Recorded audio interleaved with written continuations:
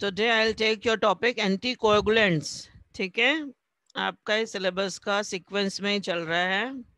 Next topic is anticoagulants.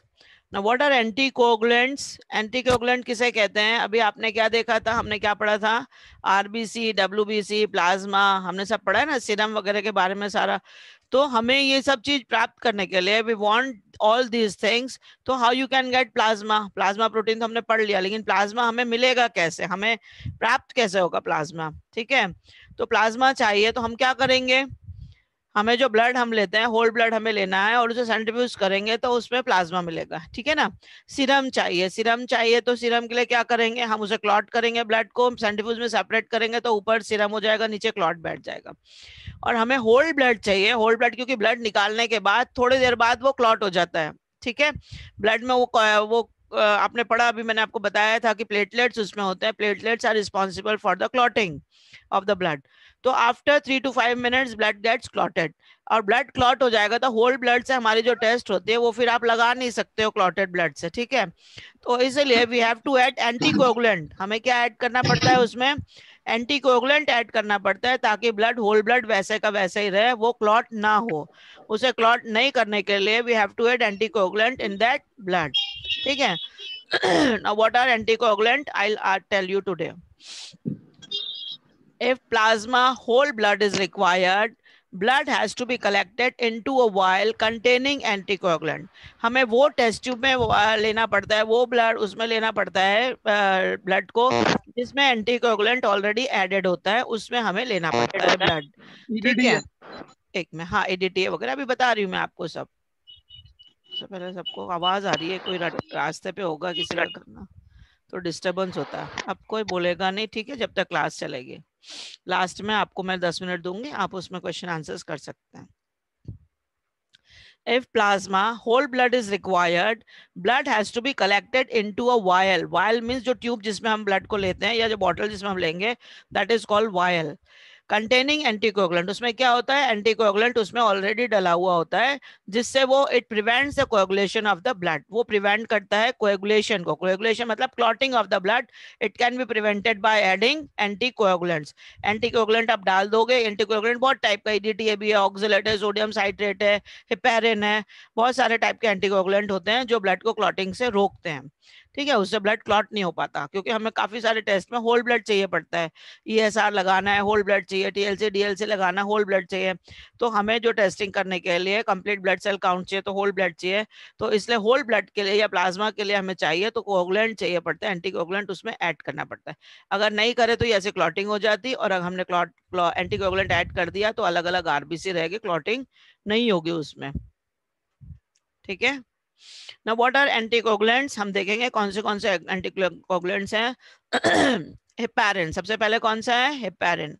Most satisfactory anticoagulant enables the formation of thrombin from prothrombin. ये हमारे blood में भी होता है, ऑटोमेटिकली हमारे ब्लड में हेपारिन होता है, जिससे हमारा कोएगुलेशन नहीं होता। ब्लड हमारा जो अंदर फ्लो होता है ना, because we are having heparin. हमने पढ़ा था टीएलसी डीएलसी, आपको पढ़ाया था मैंने, तब आपको बताया था कि बेसोफिल वगैरह जो होते हैं, न्यूट्रोफिल, डब्ल्यूबीसी जो होते हैं, उसमें हेपारिन का सिक्रीशन होता है, हेपारिन। तो उससे हमारा ब्लड जो है नॉर्मली फ्लो होता है हमारे पूरे ब्लड में, बॉडी में। तो it is because of heparin. अगर ये हेपारिन हमको बाहर से चाहिए तो हमें ये आर्टिफिशियली बाहर से एनिमल में से निकाला जाता है, एनिमल से लेके ये प्रोड्यूस किया जाता है। ठीक है, आर्टिफिशियली। तो ये most satisfactory anticoagulant inhibits the formation of thrombin from prothrombin. ठीक है, थ्रोम्बिन से प्रोथ्रोम्बिन बनाने में इनहिबिट करता है। इनहिबिट करता है मतलब रोकता है, क्लॉटिंग को रोकता है, प्रोसेस को। It does not produce a change in red cell volume or interfere with subsequent determination. It does not, मतलब रेड सेल वॉल्यूम के इसमें कोई चेंजेस नहीं होते। Red cell volume as it is रहेगा। रेड सेल मतलब RBC कोई changes नहीं होगा उसमें, केवल वो इंटरफेयर, उसमें इंटरफेयर नहीं करेगा, केवल क्लॉटिंग कर देगा उसको। It does not produce a changes in red cell volume और interfere with the subsequent determination. जो डिटर्मिनेशन आपको करना है उसमें कोई उसका इंटरफेरेंस नहीं होगा हेपारिन का। क्वांटिटी इज 2 मिलीग्राम्स पर 10 ml। 10 ml आप ब्लड ले रहे हो तो उसके लिए 2 मिलीग्राम्स आपको हेपारिन ऐड करना पड़ेगा ब्लड में। ठीक है, the next anticoagulant is EDTA. EDTA has a chelating action on calcium ion and prevents coagulation. EDTA भी है जो chelating action करता है कैल्शियम आयंस में, जो कैल्शियम आयंस क्लॉटिंग के लिए हेल्प करते हैं ना, उसके ऊपर ये एक्ट करता है chelating action, उसको शांत कर देता है ताकि आपका क्लॉटिंग नहीं होगा उसके कारण, ठीक है। क्वांटिटी इज 20 मिलीग्राम्स पर 10 ml। कितना डालना है इसको? 20 मिलीग्राम डालेंगे। 10 ml ब्लड लेना है तो आपको 20 मिलीग्राम्स EDTA डालना पड़ता है। It is well suited to DNA based assays but has problems for cytogenic. Cytogenetic में इसमें प्रॉब्लम आती है, इसलिए जो DNA टेस्ट वगैरह होते हैं उसके लिए ये बराबर काम में आता है। ESR वगैरह करने के लिए भी EDTA ही काम में आता है। और भी एंटीकोगुलेंट्स है, कौन से? ऑक्सलेट्स। ऑक्सलेट में पोटेशियम ऑक्सलेट काम आता है। It acts by precipitating calcium ion. जो कैल्शियम आयन प्लाज्मा क्लॉट बनाने में काम में आता है उसको प्रेसिपिटेट कर देता है। वो प्रेसिपिटेट कर देता है मतलब नीचे बिठाल देता है ताकि क्लॉटिंग नहीं हो। Potassium oxalate has been the most commonly used oxalates since it is most soluble. It is most soluble मतलब वो बहुत जल्दी घुल जाता है, इसीलिए it is used potassium oxalate. And quantity is 30 milligrams पर 10 ml। इसका ध्यान रखना पड़ता है, अगर आप इतनी क्वांटिटी नहीं डालोगे 10 ml में तो ब्लड आपका क्लॉट हो जाएगा, इसलिए आपको रुकना है उसको क्लॉटिंग करने से। तो you have to add 30 milligrams पर 10 ml। ऑक्सलेट के लिए आपको पोटेशियम ऑक्सलेट ऐड करना है। Now sodium citrate. Sodium citrate is also anticoagulant. It is also use for blood sugar and all. Thus does not precipitate the calcium but converts it into a non-ionized form. ये precipitate नहीं करता है उसको, calcium को बिठालता नहीं है नीचे, लेकिन उसको कन्वर्ट करता है नॉन आयोनाइज्ड फॉर्म में, उसको कन्वर्ट कर देता है ताकि वो क्लॉटिंग के प्रोसेस में वो इंटरफेयर ना करे। क्वांटिटी इज 30 मिलीग्राम्स पर 10 ml। इसकी क्वांटिटी कितनी लगती है? 30 मिलीग्राम्स पर 10 ml ब्लड में चाहिए पड़ता है। Note, Citrated plasma is not satisfactory in the estimation of calcium. Citrated plasma जो है not calcium estimation of calcium में इसको नहीं यूज करते हैं क्योंकि ये कैल्शियम को कन्वर्ट कर देता है, तो इसलिए साइट्रेटेड प्लाज्मा वाला, इससे सोडियम साइट्रेट जिसमें यूज करते हैं वो टेस्ट से, फिर वो प्लाज्मा से उससे हम कैल्शियम की टेस्ट नहीं करते, ठीक है, क्योंकि कैल्शियम उसमें दिखेगा नहीं। देन सोडियम फ्लोराइड बल्ब भी होता है, सोडियम फ्लोराइड बल्ब भी और यूज होता है। तो sodium fluoride also act as an anticoagulant but larger amounts are required. 10 milligrams per 1 ml। 10 milligram डालना पड़ता है 1 ml में अगर हमें सोडियम फ्लोराइड लेना है। तो एंटीकोगुलेंट में आप जो लोग लेते हैं सोडियम फ्लोराइड भी यूज करते हैं। तो 10 milligram sodium fluoride is used in 1 milligrams of 1 ml of blood. Now, fluoride plus oxalate mixture 3:1 is used while collecting blood for glucose estimation. Fluoride plus oxalate is also used 3:1 and 1 part fluoride है और 3 part क्या है? 3 part fluoride है, 1 part oxalate mixture है, ठीक है, while collecting blood for glucose estimation. Now blood collection for core code tubes। जो core code tubes होते हैं, जो ट्यूब्स हम यूज करते हैं, वो कौन से ट्यूब किस चीज के लिए यूज होते हैं? तो रेड टॉप वाला आजकल ये आते हैं ना, आप लोगों को ध्यान होगा, आप लेबोरेटरी में जाओगे तब आपको पता पड़ेगा कौन से कलर का ट्यूब किसके लिए यूज करते हैं। तो red top tubes contain no additives, इसमें कुछ भी नहीं होता, it is plain vial. These tubes are used for test to perform on serum samples. क्या बनाते हैं इससे? क्या करते हैं? सीरम सैंपल बनाते हैं इससे। सीरम मतलब इसमें कुछ भी नहीं होता, ये प्लेन ट्यूब है, इसमें क्लॉटिंग करना जरूरी है। अगर जो भी सैंपल है जिससे हमें सीरम चाहिए, जिससे हमें सीरम से टेस्टिंग करनी है, जैसे आपको ब्लड शुगर करनी है या जितने भी बायोकेमिस्ट्री सारे सीरम से होते हैं, तो बायोकेमिस्ट्री टेस्ट के लिए सीरम चाहिए तो उसके लिए प्लेन वायल लेते हैं ताकि आपका ब्लड क्लॉट हो जाए और आपका सीरम ऐसा सेपरेट हो जाए। इसको सेंट्रीफ्यूज कर देंगे तो सीरम ऊपर हो जाएगा, क्लॉटिंग नीचे बैठ जाएगा। When you use a red top tube, the sample can be placed for 1 to 2 hours so that the serum and the blood clot will separate it. तो आपको अगर 1 से 2 घंटे आप उसको रख दोगे तो ब्लड नीचे बैठ जाएगा और सीरम ऊपर आ जाएगा। Blood clots can be used. What is serum? अरे यार नीचे नीचे चला गया, सॉरी, 1 मिनट, बता रही बेटा। ये जब आपने ब्लड क्लॉटिंग के लिए डाल दिया ना, ये ट्यूब में हमने कुछ भी नहीं डाला, कोई भी एंटीकोगुलेंट नहीं डाला, ठीक है, और आपने इसमें ब्लड डाल दिया बस, ठीक है। अब ब्लड आप आधे 1 घंटे के लिए रख दो, 1 घंटे 1.5 घंटे 2 घंटे के लिए आप रख दोगे तो क्लॉटिंग नीचे बैठ जाएगा। ये जो ब्लड क्लॉट आपको दिख रहा है सेकंड वाले ट्यूब में, ये क्लॉट नीचे बैठ जाएगा, ऊपर थोड़ा हेजी रहेगा, और ये जो ऊपर का येलोइश है दिस इज कॉल्ड सीरम, ठीक है, इसको बोलते हैं सीरम। दिख रहा है मेरा एरो आपको दिखाई दे रहा है? तो ये जो येलोइश पार्ट जो होता है इसको सीरम बोलते हैं। और जितनी भी बायोकेमिस्ट्री टेस्ट है, चाहे वो लिपिड प्रोफाइल हो, चाहे एसजीओटी हो, एसजीपीटी हो, या केएफटी हो, किडनी फंक्शन टेस्ट हो, लिवर फंक्शन टेस्ट हो, सारी कोलेस्ट्रॉल वगैरह सारी टेस्ट जो है ये लिपिड प्रोफाइल सारा इससे ही लगता है, सीरम से। ठीक है, नीचे का ब्लड नहीं चाहिए पड़ता, ये ऊपर का सीरम चाहिए पड़ता है। सीरम में हमारे ब्लड सीरम में जो भी टॉक्सिन्स है या जो भी एक्स्ट्रा जो होता है ब्लड, वो सारा इसमें पता पड़ जाता है। इससे निकाल के इसको निकाल लेते हैं दूसरे ट्यूब में ऊपर का सीरम, और उससे फिर टेस्टिंग करते हैं। ठीक है, अब समझ में आ गया क्या सीरम है। So when you use the red top tube, the sample can be placed for 1 to 2 hours so that the serum and the blood clots will separate. ये clotting नीचे जो दिख रहा है काला काला, ये पूरा ब्लड है जो ब्लड क्लॉटिंग करके नीचे बैठ गया है। ठीक है, ये हेजीनेस है, ये इमोलाइज वाला, और ये ऊपर का सीरम है क्लियर वाला, तो वो सेपरेट हो जाता है। Blood clots can be use for DNA test also. Blood collections colour code. अब ब्लड कलेक्शन कलर कोड्स के लिए कौन से एंटीकोएगुलेंट वाले कौन से कलर के ट्यूब होते हैं। तो लेवेंडर टॉप, लेवेंडर यानी लाइट पर्पल कलर वाले टॉप होता है, ये वाला, ये ढक्कन वाले जो ट्यूब होते हैं, ये इट कंटेंस ईडीटी है। इसमें क्या होता है, ईडीटी ये होता है। इसमें आप लेबोरेटरी में जाएंगे तो ये कलर के ट्यूब आपको दिखेंगे, ये ट्यूब में एंटीकोएगुलेंट होता है। कौन सा वाला एंटीकोएगुलेंट होता है, ईडीटी है। Commonly use clinically for complete blood cell count. Complete blood cell count यानी सीबीसी जब करते हैं, TLC, DLC, ESR, PCB, MCB, सारी चीजें ये ईडीटी है। आप ऐड करके ब्लड लेते हो, इससे सारा कंप्लीट ब्लड सेल काउंट जो हो जाता है। जो आपको कल मैंने एनालाइजर दिखाया था, ऑटो एनालाइजर में आप इसको डालोगे तो ऑटो एनालाइजर से पूरे टेस्ट इसकी हो जाएंगी, सारी टेस्ट 100-150 टेस्ट हो जाती हैं ईडीटी की पूरे डाल के इसमें। तो this is the way to obtain lymphocytes for DNA extractions, plasma for nutritional analysis and red blood cells for the other assays। ठीक है, तो ये सारी टेस्ट हैं। जो lymphocytes for DNA extraction मतलब डीएनए में से lymphocyte को अलग करना है, तो lymphocytes for DNA extraction, plasma for nutritional analysis and red blood cells for other assays। Other testing के लिए रेड ब्लड सेल चाहिए, तो ये इससे आपको ईडीटीए में होल ब्लड मिल जाता है क्योंकि एंटीकोगुलेंट है वो। ठीक है, फिर blood collection for colour code. और भी कलर कोड है, कौन से ग्रीन टॉप वाला जो यूज करते हैं, ये ग्रीन वाला, it is use for heparin. इसके अंदर हिपैरिन होता है एंटीकोगुलेंट। ब्लू टॉप वाला जो है, it contain sodium citrate and citric acid. Blue वाला लाइट ब्लू कलर जो दिख रहा है आपको, इसमें सोडियम साइट्रेट होता है एंटीकोगुलेंट। ठीक है, ब्लैक टॉप वाला इट कंटेन सोडियम ऑक्सलेट। जो ब्लैक वाला होता है इसमें सोडियम ऑक्सलेट होता है। आप जब लेबोरेटरी में जाएंगे तो आपको ये सारे कलर के ट्यूब दिखेंगे, और आपको इसलिए ये सब चीजें याद करनी है ताकि आप इनको देख के पता कर सके कि इसमें कौन सा एंटीकोगुलेंट डला हुआ है। येलो वाला टॉप जो है, येलो टॉप वाला, ये येलो टॉप लास्ट में जो दिख रहा है आपको, yellow top tube contains ACD solution, acid citrate. ठीक है, और grey top you contains glycolytic inhibitors. इसमें ग्रे वाला टॉप जो है, ये वाला, इसमें ग्लाइकोलिटिक इनहिबिटर है जिससे ग्लाइकोलाइसिस वगैरह नहीं हो पाता। ठीक है, ब्लड कंपोनेंट्स। अब ब्लड कंपोनेंट्स क्या क्या, हमने पहले मैं आपको ब्लड कॉम्पोजिशन बताया था, उसमें आपको ब्लड कंपोनेंट्स बताए थे मैंने, फिर से एक बार देख लीजिए। From 10 ml of the blood, आपने 10 ml अगर ब्लड लिया है तो प्लाज्मा और serum is 6 to 7 ml। Plasma, ये जो प्लाज्मा आपको दिखाई दे रहा है, this is plasma.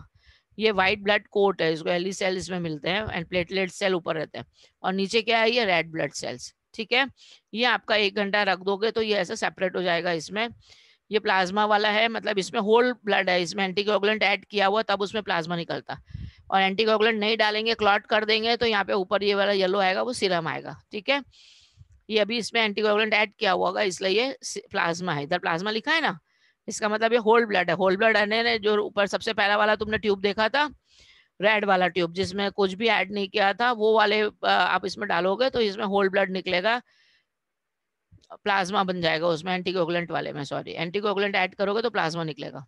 lymphocytes and mononuclear cells 10 to 20 multiply by 10⁻⁶ cells per ml। ठीक है, erythrocytes, red blood cells and other cells 5 multiply by 10⁶, और 10 to 15 milligrams per hemoglobin। ये सारी चीजें आपको इससे पता लग जाएगी। ब्लड कंपोनेंट्स निकालने के लिए प्लाज्मा वाला ब्लड, होल ब्लड जो चाहिए पड़ता है। ठीक है, नो प्लाज्मा वर्सेस सीरम। मैंने आपको बता दिया था 2 ट्यूब हमने लेना है, एक ट्यूब में आपने कुछ भी ऐड नहीं करोगे, कोई एंटीकोगुलेंट ऐड नहीं करोगे तो उसमें क्लॉट हो जाएगा, नीचे क्लॉट, अगर कोई एंटीकोगुलेंट नहीं डालोगे क्लॉट हो जाएगा, और सीरम ऊपर सेपरेट हो जाएगा। और एंटीकोगुलेंट अगर ऐड कर दोगे तो एंटीकोगुलेंट ऐड करने के बाद में उसमें प्लाज्मा सेपरेट होगा और नीचे ब्लड बैठ जाएगा, आरबीसी नीचे सेटल हो जाएंगे, ठीक है। ये आपका क्लॉटेड ब्लड है, क्लॉटेड ब्लड में ये क्लॉट नीचे बैठ गया ब्लड सेल, ऊपर आपको क्लियर सीरम दिख रहा है, और ये एंटीकोगुलेंट ऐड कर दिया तो उसमें प्लाज्मा ऊपर आ जाएगा, ये नीचे आरबीसी नीचे बैठ जाते हैं, ठीक है। तो plasma versus serum, what is plasma? Plasma is liquid cell free part of the blood that has been treated with anticoagulants. ये प्लाज्मा जो है लिक्विड सेल फ्री है, सेल लिक्विड है लेकिन इसमें कोई भी सेल नहीं है, सेल मतलब आरबीसी डब्ल्यूबीसी इसके अंदर नहीं है, it is a liquid, it is cell free liquid, cell free मतलब इसमें कोई सेल्स नहीं है, इट इज सेल, उसमें सेल नहीं है, it is cell free part of blood that has been treated with anticoagulant. इसमें एंटीकोगुलेंट ऐड करते हैं जब आपको प्लाज्मा मिलेगा, अगर एंटीकोगुलेंट ऐड नहीं करेंगे तो वो प्लाज्मा नीचे क्लॉट होके बैठ जाएगा, प्लाज्मा नहीं मिलेगा, फिर क्लॉटिंग मिलेगी और सीरम सेपरेट हो जाएगा। और serum is liquid part of the blood after coagulation, coagulation मतलब ये क्लॉटिंग के बाद, therefore devoid of clotting factors as fibrinogen, devoid of clotting factor as fibrinogen मतलब fibrinogen इसमें नहीं है, ये आपका ऊपर सीरम सेपरेट हो गया इसमें, ठीक है। तो serum is equal to plasma minus fibrinogen, serum क्या है? Plasma minus fibrinogen is serum. Both can be used to measure microanalytes, diet components, vitamins, xenobiotic, synthetic chemicals, exposures and so on, ये दोनों भी चाहे प्लाज्मा हो चाहे clotted serum, ये serum हो, ये दोनों यूज कर सकते हैं, प्लाज्मा और सीरम को काफी सारी टेस्ट में यूज करते हैं। क्लॉटेड सीरम को ही बोलते हैं। हाँ बेटा, क्लॉटेड सीरम को ही बोलते हैं। किसको कहते हैं बोल रहे हो? क्लॉटेड जो है ये सीरम को ही बोलते हैं। हाँ जोर से बोलो, क्या बोल रहे हो? मैम क्लॉटेड है ना ये? हाँ तो ये सीरम को बोलते हैं। हाँ, सीरम को क्लॉट नहीं बोलते, ये ब्लड क्लॉट अलग बैठ गया नीचे, जो ऊपर क्लियर लिक्विड बचेगा ना उसको सीरम बोलते हैं। ये आपने ब्लड ले लिया, 10 ml ब्लड लिया, अब जितने भी आरबीसी है ना ये लाल लाल आपको दिखेंगे, आरबीसी पूरे नीचे सेटल हो जाएंगे, क्लॉटिंग हो जाएगा, क्लम्पिंग हो जाएगा नीचे, ठीक है। ये आरबीसी नीचे बैठ जाएंगे और क्या छूट जाएगा? ऊपर सीरम बच जाएगा, ठीक है। इसमें आरबीसी नहीं है, इसमें कोई सेल नहीं, डब्ल्यूबीसी आरबीसी कुछ नहीं है, ऊपर इस सीरम अकेला है। और ये जो है इसमें एंटीकोगुलेंट ऐड कर दिया तो इसमें आरबीसी नीचे हो गया, बीच में डब्ल्यूबीसी रहेगा और ऊपर में प्लाज्मा है, ये समझ में आया? प्लाज्मा में ऊपर आरबीसी डब्ल्यूबीसी ऊपर भी नहीं होता है, ठीक है। तो प्लाज्मा और सीरम दोनों अलग अलग चीज है, इसमें एंटीकोगुलेंट ऐड करना पड़ता है। जो प्लाज्मा है ये प्लाज्मा में एंटीकोगुलेंट एडेड होता है, ऐड करा हुआ होता है। जो अभी हमने एंटीकोगुलेंट पढ़े ना, आपने पढ़ा है heparin, BDTA, sodium citrate, sodium fluoride, हमने जो एंटीकोगुलेंट पढ़े वो आप ऐड कर दोगे तो आपका होल ब्लड ये मिलेगा आपको, इसमें प्लाज्मा मिलेगा सेपरेट होगा तो। और इसको आप क्लॉट करने रख दो 1 घंटे के लिए या इसको सेंट्रीफ्यूज कर देंगे तो हमें सीरम मिलेगा, इससे सीरम से सारी टेस्टिंग होगी, सारी बायोकेमिकल टेस्टिंग सीरम से होती है। Changes in blood on keeping, जो चेंजेस क्या होते हैं ब्लड में आपने रखने से? लॉस ऑफ कार्बन डाइऑक्साइड, उसमें क्या लॉस हो जाता है? कार्बन डाइऑक्साइड उसका निकल जाता है। Conversion of glucose to lactate, that is glycolysis take place होता है, उसमें ग्लाइकोलिसिस हो जाता है, कन्वर्शन ग्लूकोज लैक्टेट में कन्वर्ट हो जाता है। Increase in plasma inorganic phosphate level due to formation of ester phosphate present in the cells, in मतलब इसमें क्या होता है? Increase in plasma, plasma inorganic phosphate उसमें बढ़ जाता है, लेवल उसका बढ़ जाता है due to formation of ester phosphate present in the cell, जो सेल्स में फॉस्फेट प्रेजेंट होता है वो उसमें मिल जाता है और आपके प्लाज्मा में इनऑर्गेनिक फॉस्फेट लेवल बढ़ जाता है। Formation of ammonia from nitrogenous substances, ammonia बन जाता है, नाइट्रोजीनियस सब्सटेंसेस जो ब्लड में प्रेजेंट होता है उससे अमोनिया बन जाता है। Conversion of pyruvate into lactate, pyruvate जो होता है हमारे ब्लड में वो चेंज हो जाता है लैक्टेट में, ठीक है। Now types of blood to be used, कौन सा ब्लड हम कहाँ यूज करते हैं? होल ब्लड, होल ब्लड मतलब जिसमें एंटीकोगुलेंट यूज कर दिया, जिसमें एंटीकोगुलेंट डाल दिया, that is called whole blood. Whole blood मतलब उसमें कुछ भी चीज अलग नहीं है, उसका सीरम अलग, सेपरेट क्लॉट अलग, ऐसा नहीं है। होल ब्लड यानी पूरा ब्लड जिसमें आरबीसी, डब्ल्यूबीसी, प्लेटलेट सब कुछ है, that is called whole blood, ठीक है। जिसमें हमने एंटीकोगुलेंट ऐड कर दिया वो क्लॉटिंग नहीं होगा, that is called whole blood. तो होल ब्लड जो यूज करता है, it is use for ammonia, haemoglobin test लगाते हैं, lactate and pH measures, pH measurement के लिए होल ब्लड यूज होता है। ठीक है। फिर प्लाज्मा, प्लाज्मा क्यों यूज होता है, where it is use, plasma obtained after mixing the blood with anticoagulants precipitating and separating the RBCs and डब्ल्यूबीसीज। जो प्लाज्मा है मैंने आपको दिखा, एंटीकोगुलेंट ऐड करने के बाद में उसको सेंट्रीफ्यूज कर लेते हैं तो प्लाज्मा ऊपर हो जाता है, बीच में उसके डब्ल्यूबीसी आ जाता है और नीचे उसके आरबीसी इकट्ठे हो जाते हैं, ठीक है, और ऊपर में प्लाज्मा रह जाता है। The plasma is used for estimation of ascorbic acid, bicarbonates, glucose, chloride and fibrinogen. Plasma इन चीजों के लिए यूज होता है, इन टेस्ट के लिए यूज होता है। जब कोई पेशेंट जल जाता है ना, बहुत 70-80% जल जाता है, तो उसको ब्लड नहीं चढ़ाया जाता, उसको प्लाज्मा चढ़ाया जाता, ठीक है। अभी ये जो कोरोना में भी हो रहा है, कोरोना किसी को पॉजिटिव आता है उसके बाद प्लाज्मा थेरेपी हो रही है, तो उसमें ये प्लाज्मा ही तो दिया जाता है, उसके अंदर एंटीबॉडीज होते हैं, तो वो एंटीबॉडीज दूसरे के जिसको पहले हो चुका है उसका प्लाज्मा दूसरे को देते हैं ताकि वो उसके लिए सेफ्टी गार्ड के जैसे यूज करे। अगर वो कभी कोरोना के वायरस के संपर्क में आए तो उसके अंदर जो हमने प्लाज्मा डाला है वो उससे लड़के उसके ऑर्गेनिजम्स को खत्म कर दे और उसको बीमारी से बचा ले, ठीक है। इसलिए प्लाज्मा थेरेपी आजकल बहुत हो रही है। Types of blood to be used, serum भी यूज करते हैं, और कौन सा यूज करते हैं, सीरम यूज करते हैं। तो liquid protein which is left over after the blood is allowed to coagulate without adding anticoagulant called serum. बिना एंटीकोगुलेंट ऐड करा वाला जो हम सेपरेट करते हैं, सबसे फर्स्ट वाला ट्यूब, रेड ट्यूब आपने देखा था, रेड वाला ढक्कन जिसमें लगा था, कोई एंटीकोगुलेंट उसमें नहीं है, केवल आप 10 ml ब्लड डाल दो, 1 घंटे के लिए रख दो, नीचे आरबीसी सेटल हो जाएंगे, क्लॉट हो जाएगा, ऊपर पूरा सीरम सेपरेट हो जाएगा, ठीक है। और वो बहुत सारी चीजों में यूज करते हैं। Serum lakhs in coagulation factors including prothrombin and fibrinogen. इसमें सारे क्लॉटिंग फैक्टर्स जो अभी हम आगे पढ़ेंगे आपको बताऊंगी मैं, वो कोएगुलेशन फैक्टर्स इसमें कम हो जाते हैं, और ये क्लॉटिंग के बिना, मतलब इसमें आरबीसी डब्ल्यूबीसी कुछ नहीं होता, प्लेन सीरम होता है, ठीक है। And serum is used for estimation of many parameters like total protein, albumin, bilirubin, cholesterol, creatinine, calcium, enzymes etcetera. जितने भी बायोकेमिस्ट्री टेस्ट है मैक्सिमम सारी टेस्ट सीरम से होती है, बायोकेमिस्ट्री टेस्ट। अब ये इसमें अलग अलग ट्यूब दे दिया है, whole blood in collection tube, ये पूरा होल ब्लड आप यूज कर लो, होल ब्लड ले लो जिसमें कुछ भी नहीं डाला, होल ब्लड है ना, तुरंत जब ब्लड निकालते हैं that is called whole blood. Blood after centrifugation, centrifuge कर दो होल ब्लड को तो आरबीसी नीचे बैठ जाते हैं, प्लाज्मा ऊपर रह जाता है। WBC and RBC after plasma, plasma निकल जाता है, ये डब्ल्यूबीसी होते हैं, ये आरबीसी नीचे बैठ जाते हैं और प्लाज्मा ऊपर रह जाता है। Top view of WBC buffy coat, ये ऊपर का जो कोट दिखता है दैट इज बफी कोट जिसमें आरबीसी रहता है। Top view of sample after WBC remove, इसमें से डब्ल्यूबीसी रिमूव कर दिया तो ये ऐसा दिखेगा। ये जो व्हाइट कोटिंग लाइनिंग दिख रही है आपको, इसमें डब्ल्यूबीसी होते हैं, व्हाइट ब्लड सेल्स, नीचे वाले आरबीसी होते हैं और ऊपर वाले डब्ल्यूबीसी, और उसके ऊपर होता है प्लाज्मा। समझ में आया? तो ये डब्ल्यूबीसीज and RBCs after removal of plasma, ये प्लाज्मा रिमूव कर दिया, ये पहले प्लाज्मा दिख रहा है आपको, दिख रहा है ये ऊपर, ये लाइनिंग से समझ जाओ आप। ये पहले आपको होल ब्लड दिया, होल ब्लड मतलब ये ब्लड पूरा है आपका जिसमें होल ब्लड है। अभी होल ब्लड में आपने क्या किया, इसको रख दिया, थोड़ी देर सेंट्रीफ्यूज करा, और फिर उसके सेंट्रीफ्यूज के बाद में आरबीसी नीचे बैठ जाता, प्लाज्मा ऊपर आ जाता, और ये डब्ल्यूबीसी बीच में आ जाता। और ये आप प्लाज्मा अगर ये वाला ये निकाल दिया आपने ऊपर का, तो ये क्या बिना प्लाज्मा के हो गया, ठीक है, केवल डब्ल्यूबीसी और आरबीसी है। आरबीसी नीचे है, डब्ल्यूबीसी की एक लेयर आपको दिख रही है ये। फिर इसमें से आपने डब्ल्यूबीसी भी इसको निकाल दो तो आपको केवल आरबीसी दिखेगा, ठीक है। Temperature. The specimen collection requires storage system that capable of maintaining the optimal temperature for the diverse types of specimens. -20 degree, अलग अलग स्पेसिमेन के लिए अलग अलग स्टोरेज करने के लिए अलग अलग टेम्परेचर लगता है, और मेंटेन करने के लिए उसको storage the capable maintaining the optimal temperature for the diverse type of specimens.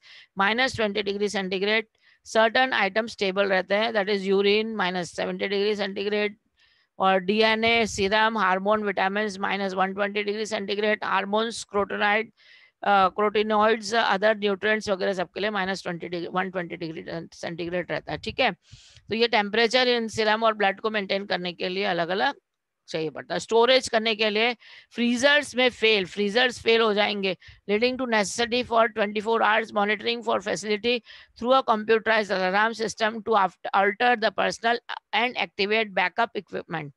अगर फ्रीजर्स फेल हो गए रखने के लिए इनको, तो फिर मुश्किल हो जाएगी, इसलिए 24 आवर्स मॉनिटरिंग करना पड़ता है सीरम सैंपल वगैरह देखने के लिए, और बाकायदा बैकअप होना चाहिए। लाइट चली गई तो फिर उसको बराबर, नहीं तो खराब हो जाएंगी चीज़ें।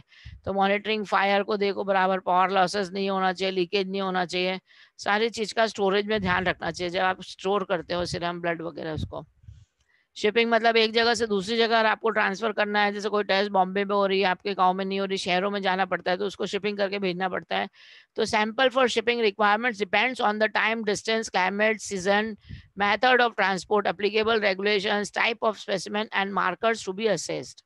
मतलब जो आप सैंपल ले रहे हैं, आप एक जगह से दूसरी जगह उसको लेके जा रहे हैं, तो आपको उसको एक बॉटल में रखना है, उसमें बराबर बाकायदा लेबलिंग करना है, पूरा नाम लिखना है पेशेंट का मार्कर से, और कौन सा सीजन है, अभी ठंडी है तो ज़्यादा खराब नहीं हो, गर्मी है तो जल्दी उसमें खराब आ जाएगा, तो उसमें प्रिजर्वेटिव ऐड करने पड़ते हैं। तो ये सारी चीज़ें सैंपल को इधर से उधर भेजने के लिए ध्यान रखना पड़ता है। Polyurethane polyurethane boxes containing dry ice जो होता है, और liquid nitrogen container are used to ship and transport samples that require low temperature. अगर कोई सैंपल है जिसको लो टेम्परेचर चाहिए पड़ता है, तो उसको फिर ड्राई आइस जो होता है, ड्राई आइस जिसको बोलते हैं, उसमें रख देते हैं, ताकि वो लेवल उसका उस सैंपल का बराबर ठंडा मेंटेन रहे, उसको ठंडक में खराब ना हो सैंपल। एक जगह से दूसरे जगह, जैसे यहाँ से कई सैंपल जाते होते हैं कि कोई मुंबई जाते हैं, कोई दिल्ली जाते हैं, आपके घर के पास नहीं होते, उसको ट्रैवल करने में 4-5 घंटे लग जाए या 1 दिन लग जाए, तो वो खराब नहीं होना चाहिए। इसलिए आइस के अंदर, अब रेफ्रिजरेटर के अंदर तो रेफ्रिजरेटर को लेके भेज नहीं सकते ना कहीं ट्रांसफर में, तो ड्राई आइसेस बॉक्स में रखते हैं, उसको इंसुलेटेड बॉक्स में रख देते हैं जिसमें बर्फ पिघलता नहीं है, और वो ड्राई आइस को उसमें उस सैंपल को रख देते ताकि वो इजी चला जाए। या लिक्विड नाइट्रोजन भी टेम्परेचर लो कर देता है, तो लिक्विड नाइट्रोजन को भी यूज करते हैं शिपिंग में। The quantity of the dry ice should be carefully calculated based on the estimated time of trip. और वो कितना चाहिए पड़ता है, कितनी देर तक के वो ड्राई आइस चलता है, एक जगह से 2 जगह जाने के लिए कितने घंटे उसको लग रहे हैं, कितने घंटे में पिघलेगा, कितने घंटे चलेगा, उसके हिसाब से टाइम कैलकुलेट करके उसको ड्राई आइस को रखना पड़ता है। Thank you. अब आप बताइए, आपको सब समझ में आया? किसको कोई क्वेश्चन है तो आप पूछ सकते हैं। Any questions? What is anticoagulant? कोई बताएगा मुझे क्या एंटीकोगुलेंट है? हाँ बोलो Yash, you have raised your hand, बोलो। मैम ब्लड को क्लॉटिंग से बचाने के लिए एंटीकोगुलेंट का यूज करते हैं। वेरी गुड, ब्लड को क्लॉटिंग से बचाने के लिए एंटीकोगुलेंट को यूज करते हैं। Which types of anticoagulants? Last के 10 मिनट बचे हैं, फटाफट आंसर करो। कौन से एंटीकोगुलेंट्स यूज करते हैं हम? विच एंटीकोगुलेंट्स अभी पढ़ा है? Heparin, oxalate, sodium very good, fluoride. Very good.